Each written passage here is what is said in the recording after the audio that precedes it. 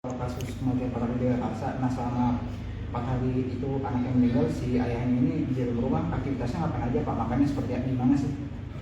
Baik, jadi sesuai dengan hasil awal otopsi diketahui bahwa keempat anak tersebut yang sudah ditemukan dalam kondisi tidak bernyawa diketahui waktu kematiannya atau waktu meninggalnya adalah 3-5 hari dari hari pemeriksaan.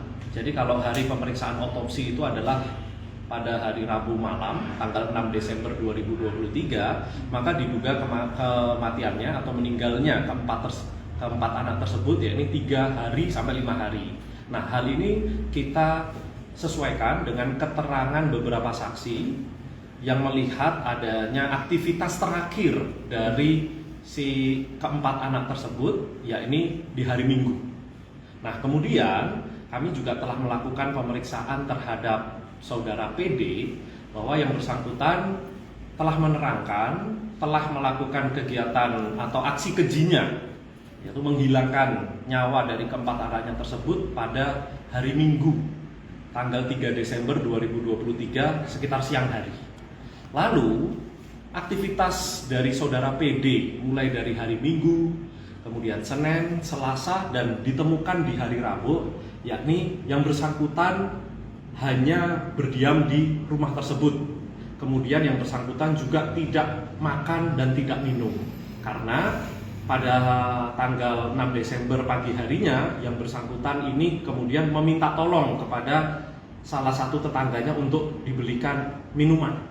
Nah, hal itu karena yang bersangkutan merasa lapar karena dari hari Minggu hingga hari Rabu yang bersangkutan sudah tidak makan dan tidak minum dan melakukan upaya untuk bunuh diri. Pak, artinya dia tidur bersama jenazah 4 anaknya atau seperti apa? Ya, jadi seperti hasil kegiatan olah TKP yang kita lakukan pada tanggal 6 Desember 2023, keempat jenazah tersebut ditemukan berada dalam satu ruangan kamar, berada di satu tempat tidur.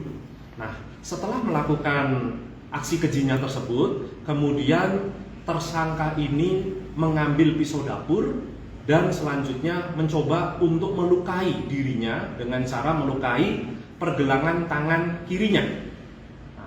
Setelah itu yang bersangkutan beraktivitas hanya di seputar rumah, baik ke kamar mandi, kemudian sempat juga dengan darah yang keluar dari badannya, yang bersangkutan membuat tulisan yang ditemukan, tulisan itu berada di lantai rumah TKP tersebut. Nah, selain itu yang bersangkutan juga sempat memvideokan perbuatannya setelah melakukan aksi kejinya, menunjukkan keadaan di dalam rumah tersebut.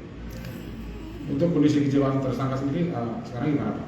Dan kondisi terkini mungkin? Ya, kalau secara medis kami melakukan permohonan permintaan visum et repertum dan juga visum psikiatrikum kepada Rumah Sakit Polri. Nah, secara fisik yang bersangkutan menunjukkan indikasi membaik. Namun untuk pemeriksaan kejiwaan saat ini masih terus dilakukan pemeriksaan untuk memantau bagaimana kesehatan yang bersangkutan. Pemeriksaan psikiatrik ini dilakukan maksimal 14 hari karena tim dari RS Polri juga terus melakukan pemantauan kepada yang bersangkutan dalam aspek kesehatan jiwanya. Kalau ibunya sendiri gimana Pak sekarang? Ya, jadi untuk saudara DM sendiri yang bersangkutan per hari Minggu tanggal 10 Desember 2023 yang lalu kemarin tepatnya sudah diperbolehkan untuk keluar dari RSUD Pasar Minggu. Namun tetap saja yang bersangkutan masih dalam pendampingan dari teman-teman kami di UPT P3A. Pak Waka, itu dalam menghabiskan nyawanya keempatnya kan dalam keadaan sadar. Apakah ada suatu pemberontakan dari para korban? Terus apa satu-satu apa disaksikan sebelum nama korban yang lainnya? Jadi dari hasil pemeriksaan yang bersangkutan kami cocokkan juga dengan video yang berhasil kami temukan di handphone miliknya yang juga sudah kami lakukan analisa bahwa yang bersangkutan ini melakukan aksi kejinya itu mulai dari anaknya yang paling kecil, yakni yang umur 1 tahun. Nah, pada saat itu dengan dalih ingin menidurkan atau membobokkan anaknya, yang bersangkutan melakukan aksi kejinya dengan cara membekap baik mulut maupun hidung dari anaknya. Kurang lebih sekitar 15 menit. Setelah itu yang bersangkutan mencoba untuk meyakinkan apakah anak tersebut sudah dalam kondisi meninggal atau belum dengan cara menempelkan telinga kirinya ke bagian dada dari anaknya untuk mendengarkan apakah masih ada detak jantungnya. Setelah diyakinkan sudah meninggal, barulah aksi kejinya dilanjutkan ke anaknya yang ketiga. Begitu pula hal yang serupa dilakukan ke anaknya yang kedua hingga yang pertama. Nah, keempat anak tersebut kemudian dibekap dan akhirnya meninggal dunia. Dan setelah itu tersangka atau pelaku ini PD memvideokan aksi kejinya itu setelah menunjukkan bahwa keempat tersangka itu sudah meninggal dunia. Itu pakai tangan kosong atau pakai bantal itu Pak Waka? Jadi dari hasil otopsi awal juga diketahui adanya lebam di bagian mulut dan hidung, ya, yang menunjukkan adanya lebam, luka lebam. Ini yang masih terus kami periksa di tim dokter forensik untuk memeriksa histopatologinya. Nah, dari keterangan yang bersangkutan ini melakukan aksi kejinya dengan menggunakan tangan kosong.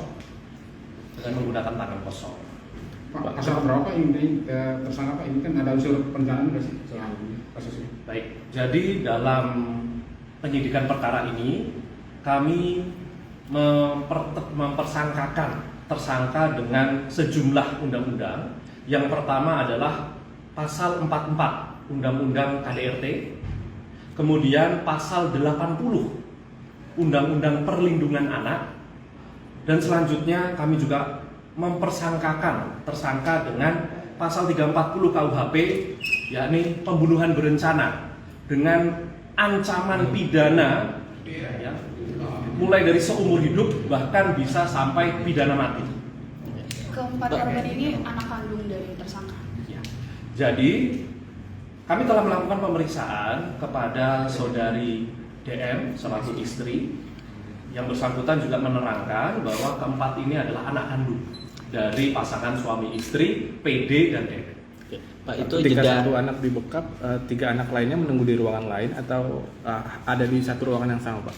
Ya, bahwa ketika aksi kejinya itu dilakukan satu persatu. Jadi ketiga anak yang lain itu tidak mengetahui. Ya, jadi satu persatu dilakukan secara bergiliran. Pak, itu direncanakan jeda waktu berapa lama Pak sebelum untuk melakukan aksi kejinya itu? Ya, jadi aksi kejinya itu dilakukan sekitar siang hari, pada minggu siang hari sekitar pukul 13.00. Ya, sekitar pukul 13.00. Dikarenakan kami juga sudah mendapatkan video yang menunjukkan kondisi keempat anak tersebut dalam kondisi yang sudah tidak bernyawa itu pada pukul 14.00. Maksudnya itu dia merencanakannya apa sehari sebelumnya atau berapa jam sebelumnya atau gimana Pak? Ya. Lihat pengakuannya. Dari hasil pemeriksaan kami bahwa yang bersangkutan memiliki niatan dan merencanakan itu di hari itu juga. Di hari itu juga, di pagi menjelang siang, di hari Minggu tanggal 3 Desember 2023 tersebut. Tersangka punya istri lain selain dari korban. Ya. Jadi dari hasil pemeriksaan terhadap termasuk saudari DM bahwa antara keduanya ini menikah pada tahun 2017.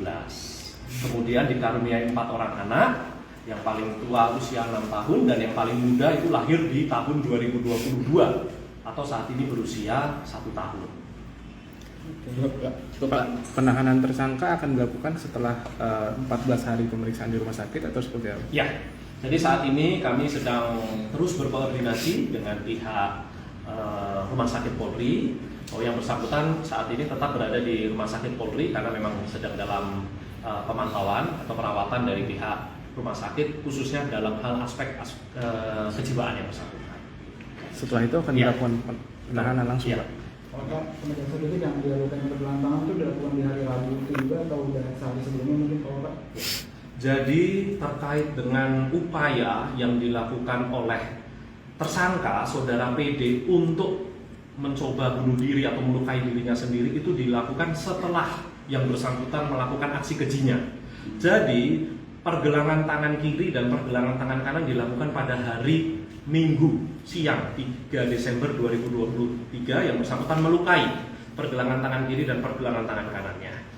Kemudian pada hari Rabu 6 Desember 2023 pagi hari yang bersangkutan melukai bagian perutnya dengan cara menusukkan pisau dapur yang ditemukan pada saat kegiatan olah TKP berada di sebelah badannya, itu dipakai yang bersangkutan untuk menusuk perut yang bersangkutan. Siap, cukup.